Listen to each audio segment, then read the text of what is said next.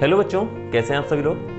बेटा last videos के अंदर, पिछले 2 वीडियोस में एक्चुअली मैंने आप लोगों को बताया था कि मेटल्स की केमिकल रिएक्शंस किस तरह से होती है। सबसे पहले मैंने मेटल्स के बारे में बताया कि मेटल्स का नेचर कैसा होता है, उनकी ऑक्सीजन के साथ रिएक्शन कैसे होती है, वाटर के साथ रिएक्शन कैसे होती है, एसिड के साथ रिएक्शन कैसे होती है।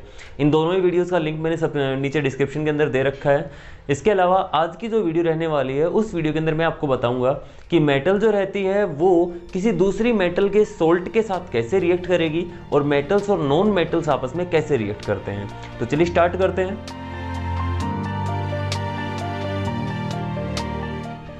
देखो, अगर हम बात करते हैं कि मेटल जो रहती है वो दूसरे मेटल के सोल्ट के साथ कैसे बिहेव करते हैं, तो उसके लिए एक छोटा सा एग्जांपल मैं फर्स्ट चैप्टर से उठाना चाहूँगा।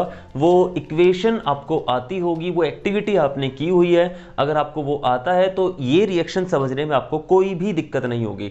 चलिए स्टार्ट करते हैं। सबसे पहले मैं बोल रहा हूँ कि हमारे पास एक बीकर है और उस बीकर के अंदर हमने कॉपर सल्फेट सोल्यूशन ले रखा है। कौन सा सोल्यूशन ले रखा है? Copper sulphate solution. अगर आपको पता हो कि कॉपर सल्फेट का एक्वस सॉल्यूशन जो रहता है किस कलर का होता है, तो बताओ जरा मेरे को, किस कलर का होता है भाई कॉपर सल्फेट का एक्वस सॉल्यूशन? वो होता है ब्लू कलर का। कैसे कलर का होता है? ब्लू कलर का होता है, डीप ब्लू कलर का। तो ये ब्लू कलर का हमारे पास कॉपर सल्फेट का एक्वस सॉल्यूशन हो गया। अगर इसके अंदर आयरन की नेल्स को सस्पेंड कर दिया जाए, आयरन की नेल्स यानी लोहे की कोई भी आर्टिकल आप लेके चल सकते हो, और ये आयरन की नेल्स को आप सस्पेंड कर रहे हो इसके अंदर, एक ये होगी, दूसरी ये हो गई, और चलो मान लेते हैं एक ये नील्स और आपने इसके अंदर डाल दी है।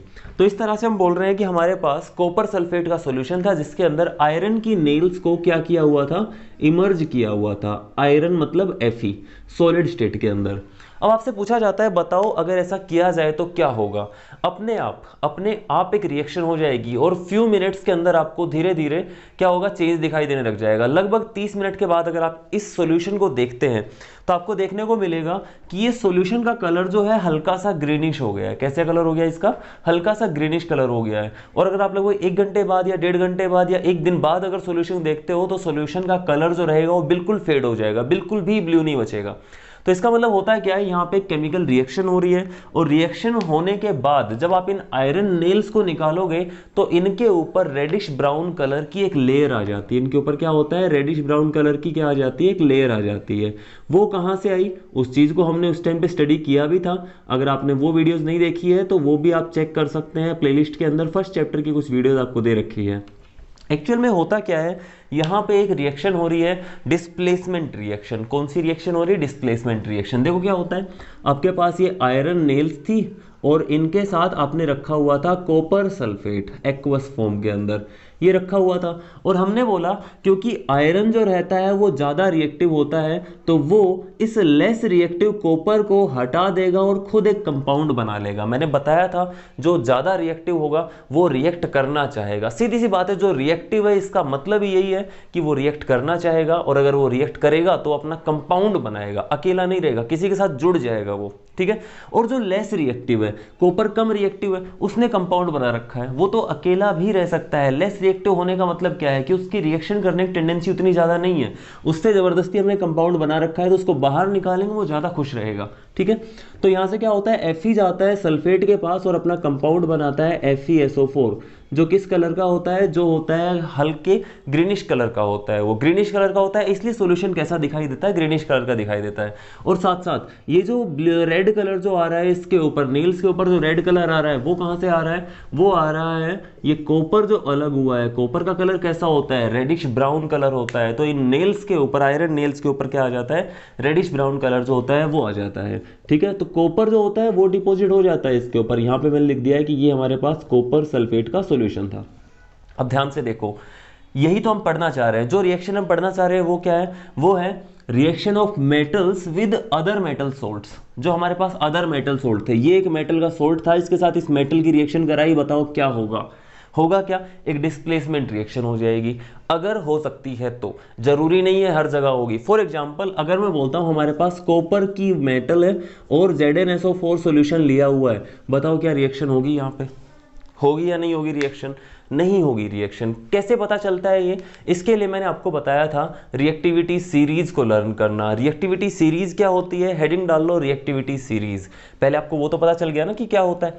क्या होता है कि when a metal reacts with some other metal salt then the more reactive metal can displace the less reactive metal from its salt. अपने सोल्ट के अंदर से एक मोर रिएक्टिव मेटल क्या कर सकती है? लेस रिएक्टिव मेटल को बाहर कर सकती है, डिस्प्लेस कर सकती है। ठीक है, अब हेडिंग डाल लो रिएक्टिविटी सीरीज। रिएक्टिविटी सीरीज क्या होती है?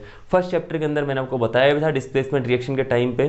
तो रिएक्टिविटी सीरीज क्या होती है? एक्चुअल में एक लिस्ट होती है, एक सीरीज होती है। किसकी? मेटल्स की एक सीरीज होती है। It is a series of metals. Metals की सीरीज होती है in which metals are arranged in the decreasing order of their reactivity। उनकी रिएक्टिविटी के डिक्रीजिंग ऑर्डर में अगर मेटल्स को रख दिया जाए तो इस सीरीज को क्या बोल देते हैं? रिएक्टिविटी सीरीज बोल देते हैं। कौन कौन से एलिमेंट्स होते हैं इसके अंदर आपको पता होना है। सबसे पहले आता है potassium, sodium, then calcium, magnesium, इसके बाद एल्यूमिनियम, जिंक, आयरन, इसके बाद टिन, लेड, ठीक है, और फिर आता है hydrogen, than copper, Hg, Ag, last में आती है ऐसी मेटल जो बिल्कुल रिएक्ट नहीं करती, Au एंड Pt। ठीक है, ये हमारे पास मेटल्स हो जाती हैं। तो कौन कौन सी मेटल्स होती है यहाँ पे वो देख लेते हैं। यहाँ पे सबसे पहले जो लिखी हुई मेटल है वो है पोटेशियम, और पोटेशियम जो रहती है मोस्ट रिएक्टिव मेटल रहती है। ये मोस्ट रिएक्टिव मेटल है।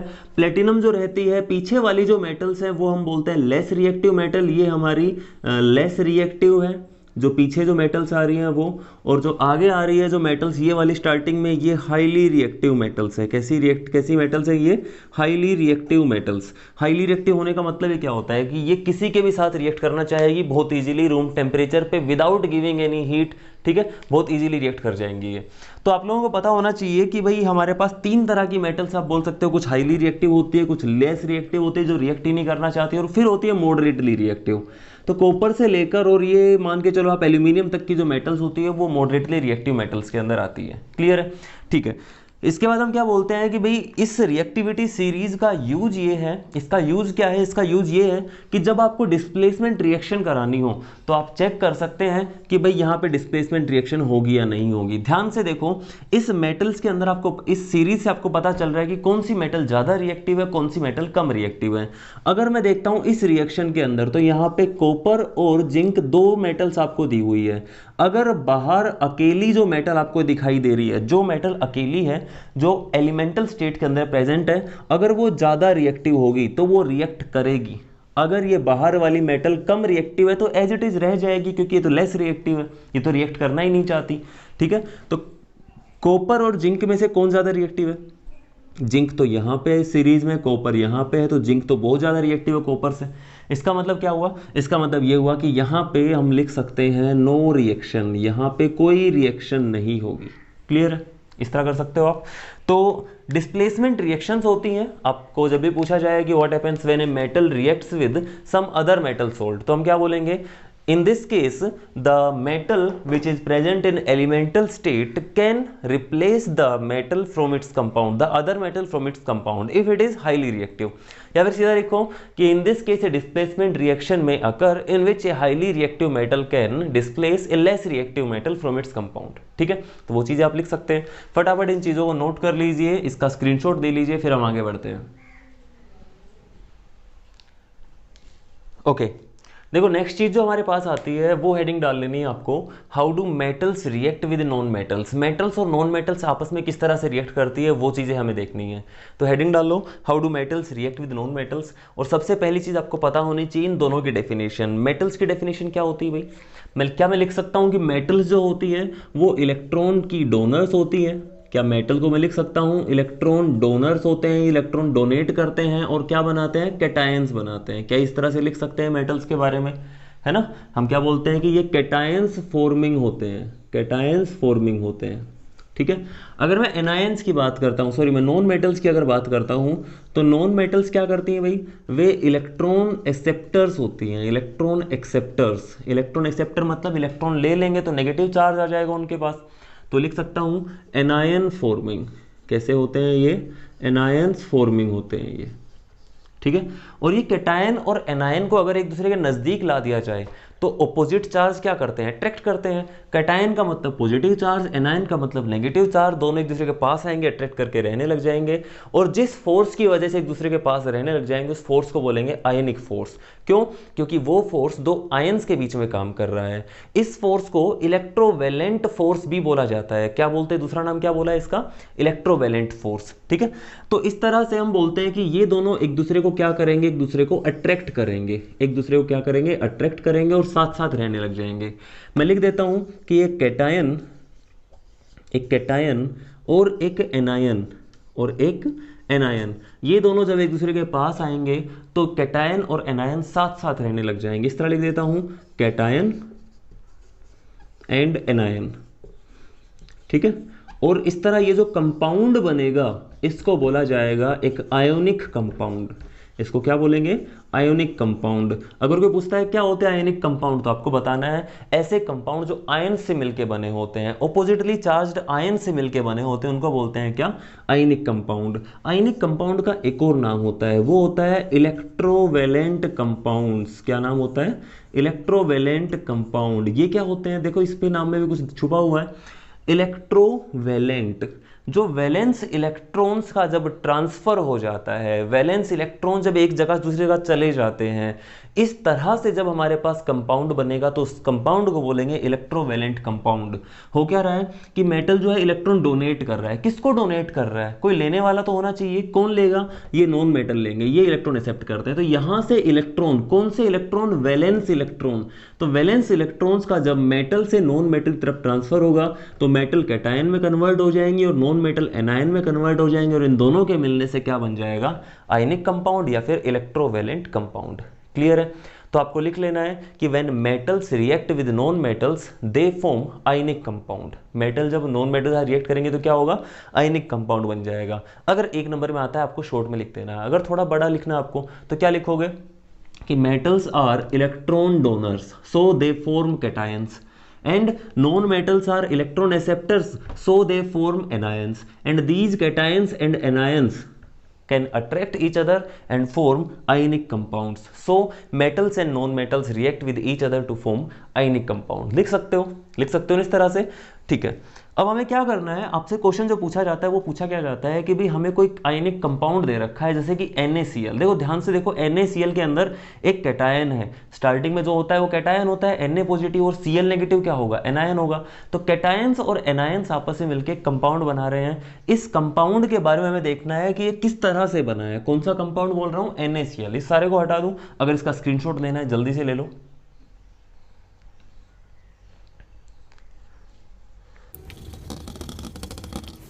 देखो भी हमें क्या करना है, फॉर्मेशन ऑफ किसको दिखाना है, NaCl को दिखाना है। फॉर्मेशन ऑफ NaCl आपको दिखाना है बाय ट्रांसफर ऑफ इलेक्ट्रॉन्स। जो हमने बोला था वैलेंस इलेक्ट्रॉन्स का ट्रांसफर होता है। तो सबसे पहले आपको दो चीजें दिखानी पड़ेगी। जो दो एटम्स इन्वॉल्व थे पहले उनको लेके चलेंगे, आयंस तो बाद में बने थे। तो हमारे पास दो एटम थे, एक था सोडियम एटम। सोडियम जो होता है उसको मैंने लिख दिया है Na से, और दूसरा जो एटम था वो था Cl को मैंने लिख दिया है किससे, Cl से। इनका सिंबल लिख लिया। अब इनका इलेक्ट्रॉनिक कॉन्फ़िगरेशन आपको लिखना है। इलेक्ट्रॉनिक कॉन्फ़िगरेशन क्या होगा भाई, सोडियम का। उसको पता करने के लिए पहले आपको सोडियम का एटॉमिक नंबर पता होना चाहिए कि उसके पास इलेक्ट्रॉन्स कितने हैं। मैं लिखता हूं कि सोडियम के पास 11 इलेक्ट्रॉन होते हैं। क्लोरीन का एटॉमिक नंबर 17 होता है, इसके पास 17 इलेक्ट्रॉन होते हैं। ठीक है, आपको एटॉमिक नंबर याद होना चाहिए। तो सोडियम के पास 11 इलेक्ट्रॉन है, फिलिंग करते हैं। पहली शेल के अंदर 2 इलेक्ट्रॉन, फिर 8 इलेक्ट्रॉन, फिर 1 इलेक्ट्रॉन। ठीक है, कितने इलेक्ट्रॉन हो गए, 11 हो गए। क्लोरीन के पास 17 इलेक्ट्रॉन है, पहले 2 इलेक्ट्रॉन, फिर 8 इलेक्ट्रॉन, फिर 7 इलेक्ट्रॉन हो गए। 287 इसका कॉन्फ़िगरेशन हो गया, 281 हो गया सोडियम का कॉन्फ़िगरेशन। अब हमें क्या देखना है कि क्या ये स्टेबल है। अगर स्टेबल होगा तो फिर रिएक्ट नहीं करेगा, अगर स्टेबल नहीं है तो फिर या तो इलेक्ट्रॉन डोनेट करना चाहेगा या एक्सेप्ट करना चाहेगा। बताओ इसको स्टेबल करने के लिए क्या करेंगे, इसका ऑक्टेट कंप्लीट करना होगा। या तो 7 इलेक्ट्रॉन ऐड कर ले ताकि ये 8 बन जाए, या फिर इसको छोड़ दे सो दैट इसकी आउटर मोस्ट शेल के अंदर ये 8 इलेक्ट्रॉन जो है वही बच जाए, तो स्टेबल हो जाएगा। हम बोलते हैं कि ये 1 इलेक्ट्रॉन को छोड़ना चाहेगा। क्या करना चाहेगा, 1 इलेक्ट्रॉन को छोड़ देगा। और इसको देखते हैं, ये क्या करना चाहेगा भाई, इसको 1 इलेक्ट्रॉन चाहिए, या तो 7 इलेक्ट्रॉन छोड़ने पड़ेंगे या फिर 1 इलेक्ट्रॉन ले ले।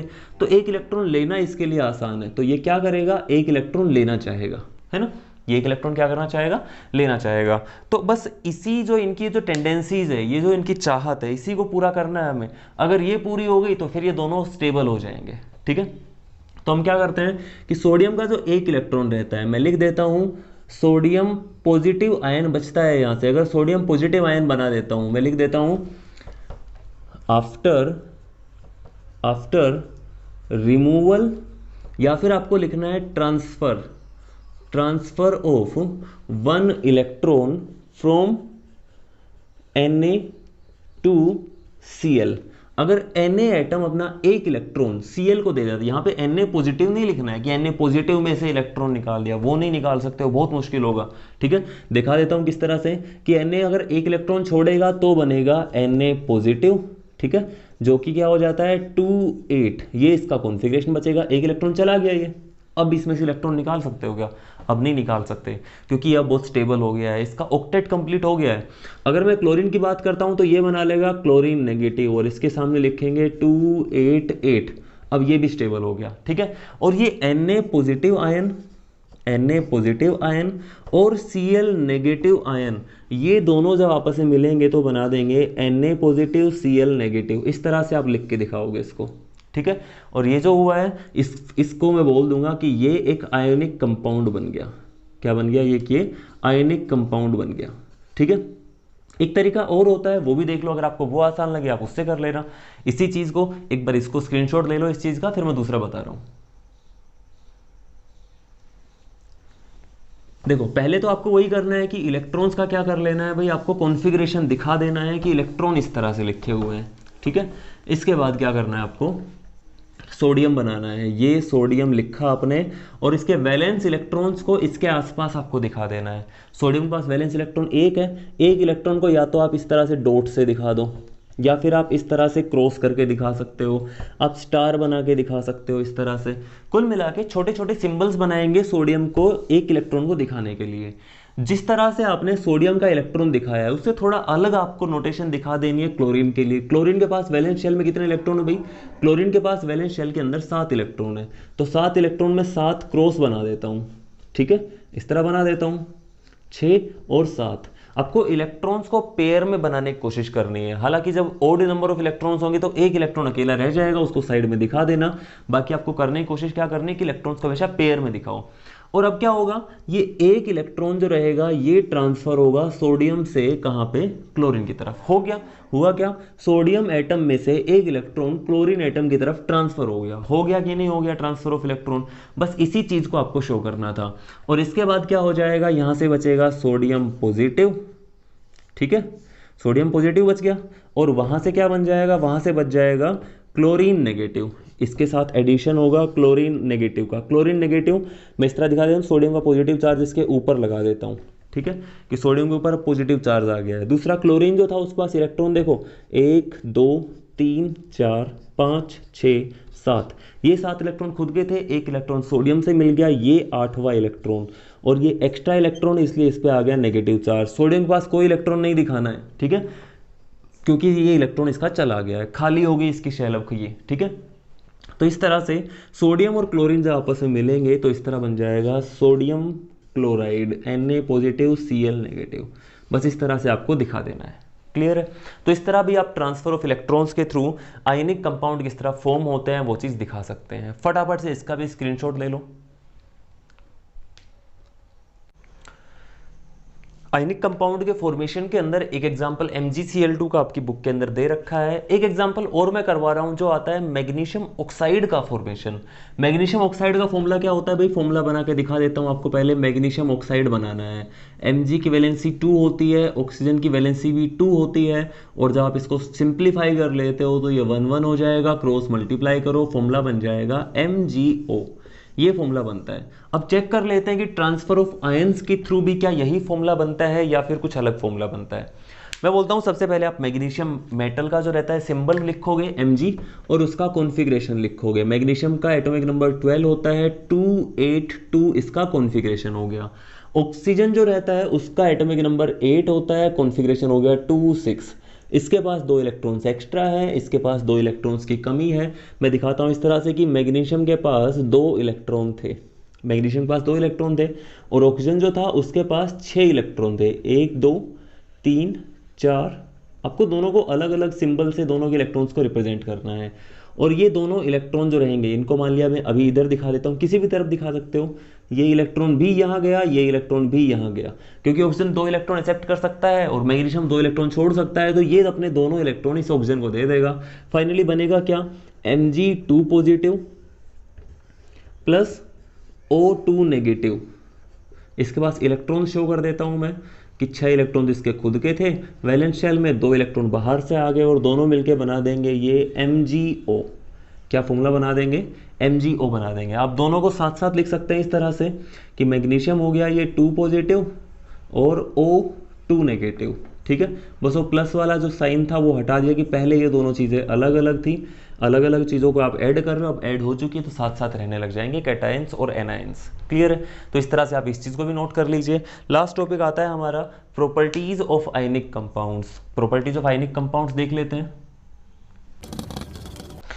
देखो, प्रॉपर्टीज ऑफ आयनिक कंपाउंड्स को समझने के लिए आपको पढ़ना पड़ेगा कि जो हमारे आयनिक बॉन्ड होते हैं, कैटायंस और एनायंस के बीच में जो फोर्स लग रहा है वो कौन सा है, इलेक्ट्रोस्टैटिक फोर्स है, कूलम्ब्स फोर्स जिसको बोला जाता है। और ये एक बहुत स्ट्रॉन्ग फोर्स होता है, ठीक है। अगर ये फोर्स बहुत स्ट्रॉन्ग है तो आयंस जो रहेंगे बहुत नज़दीक नज़दीक रहेंगे। ज़्यादातर आयनिक कंपाउंड जो रहते हैं वो सॉलिड स्टेट में पाए जाते हैं एट रूम टेम्परेचर। मेल्ट करा सकते हैं लेकिन रूम टेम्परेचर पे, नॉर्मली अगर हम देखना चाहेंगे 25 डिग्री सेल्सियस पे वो सॉलिड स्टेट के अंदर मिलेंगे हमें। तो सॉलिड स्टेट के अंदर पाए जाते हैं और काफ़ी हार्ड भी होते हैं। हार्ड क्यों होते हैं, क्योंकि फोर्स ऑफ अट्रैक्शन बहुत हाई होता है उनके बीच में, पार्टिकल्स के बीच में, आयंस के बीच में फोर्स ऑफ अट्रैक्शन बहुत ज़्यादा होता है, इसलिए सॉलिड स्टेट में पाए जाते हैं। और कैसे होते हैं, हार्ड होते हैं। साथ ही साथ ब्रिटल होते हैं। ब्रिटल कैसे होते हैं, अगर उनको तोड़ा, अगर हम क्या करते हैं उनके ऊपर हथौड़े से या किसी भी चीज़ से स्ट्राइक करते हैं तो क्या हो जाते हैं, वो टूट जाते हैं। जैसे नमक होता है, तो नमक जो रहता है काफ़ी हार्ड रहता है, उसकी रॉक्स मिलती हैं आपको, ठीक है। रॉक सोल्ट जो मिलता है वो नमक जो रहता है वो क्या है, वो भी एक सॉलिड फॉर्म के अंदर मिलने वाला आयनिक कंपाउंड। जब आप इसको तोड़ना चाहोगे तो क्या होगा, वो बिखर जाएगा। ऐसे वो मेलिएबल डक्टाइल तो नहीं है ना, तो इसका मतलब क्या हुआ कि ये ब्रिटल होते हैं। आयनिक कंपाउंड्स कैसे होते हैं, ब्रिटल होते हैं। नेक्स्ट जो प्रॉपर्टी आती है वो ये आती है, क्योंकि ये बहुत ज़्यादा हार्ड होते हैं तो इनका मेल्टिंग पॉइंट और बॉइलिंग पॉइंट भी बहुत ज़्यादा हाई होता है। पूछता है रीज़न क्या होगा, तो इसका रीज़न भी वही रहेगा कि इनके बीच में जो पार्टिकल के बीच में फोर्स ऑफ अट्रैक्शन वो बहुत ज़्यादा होता है। अगर आप सॉलिड से लिक्विड में ले जाना चाह रहे हो तो पार्टिकल थोड़ा दूर करना पड़ेगा। उनको दूर करने के लिए आपको बहुत ज़्यादा एनर्जी देनी पड़ेगी, क्योंकि फोर्स बहुत ज़्यादा अच्छा लग रहा है उनके बीच में, ठीक है। इसके बाद हम बोलते हैं कि जो हमारे पास आयनिक कंपाउंड होते हैं वो कैसे होते हैं, वो कंडक्टर्स होते हैं इलेक्ट्रिसिटी के और इलेक्ट्रिसिटी के कंडक्टर होते हैं वो। लेकिन सॉलिड स्टेट के अंदर इलेक्ट्रिसिटी के कंडक्टर नहीं होते हैं। यानी अगर आप सूखे नमक के अंदर से इलेक्ट्रिसिटी पास कराना चाहोगे नहीं हो पाएगी, लेकिन अगर नमक का सॉल्यूशन बना लेते हो, पानी के अंदर उनको घोलना चाहते हो, तो क्या होगा, वो इजीली इलेक्ट्रिसिटी कंडक्ट कर लेंगे। साथ ही साथ अगर नमक को घोल लिया जाए, पिघला लिया जाए, मेल्ट कर दिया जाए, तो हम बोलते हैं कि मोल्टन स्टेट के अंदर भी ये आयनिक कंपाउंड्स बहुत अच्छे कंडक्टर्स होते हैं इलेक्ट्रिसिटी के। और लास्ट जो प्रॉपर्टी हम पढ़ते हैं वो यही होती है कि जो आयनिक कंपाउंड्स होते हैं वो वाटर के अंदर सोल्यूबल होते हैं और बेंजीन में, केरोसिन ऑयल के अंदर, इनके अंदर सोल्यूबल नहीं होते हैं। नमक को आप केरोसिन ऑयल के अंदर, इनके अंदर नहीं घोल सकते, ठीक है, वाटर के अंदर इजीली घुल जाते हैं। तो 4 प्रॉपर्टीज बताइए। पहली चीज़, सॉलिड स्टेट के अंदर पाए जाते हैं, हार्ड होते हैं और ब्रिटल होते हैं, ठीक है। साथ ही साथ दूसरी प्रॉपर्टी मैंने क्या बताया, इसका मेल्टिंग पॉइंट और बॉइलिंग पॉइंट जो रहता है वो काफ़ी ज़्यादा हाई होता है। क्यों, क्योंकि फोर्स ऑफ अट्रैक्शन बहुत ज़्यादा है। तीसरा मैंने बोला है कि वाटर के अंदर सोल्यूबल होते हैं और वाटर के अंदर जब सोल्यूबल हो जाते हैं, जब उनका एक्वस सोल्यूशन बन जाता है तो उसमें इलेक्ट्रिसिटी पास करा सकते हैं। सॉलिड स्टेट में इलेक्ट्रिसिटी कंडक्ट नहीं कराएंगे। इसके अलावा जब उनको मोल्टन स्टेट में लिया जाता है, पिघली हुई स्टेट के अंदर लिया जाता है, तब भी इलेक्ट्रिसिटी वो कंडक्ट करा सकते हैं। तो इस तरह से हमारा आयनिक कंपाउंड्स और जो केमिकल रिएक्शंस वाला पार्ट होता है वो खत्म हो जाता है। मिलते हैं नेक्स्ट वीडियो के अंदर, तब तक के लिए पढ़ते रहिए, सीखते रहिए, अपनी एनसीईआरटी जरूर पढ़िए। उसमें अगर कोई भी डाउट आता है आप कमेंट सेक्शन में छोड़िए उस चीज़ को। आई ट्राई कि आपके जो डाउट्स हैं उनको क्लियर करके वहाँ पे आपके जवाब दे सकूँ। तो मिलते हैं नेक्स्ट वीडियो के अंदर। Thank you and good bye.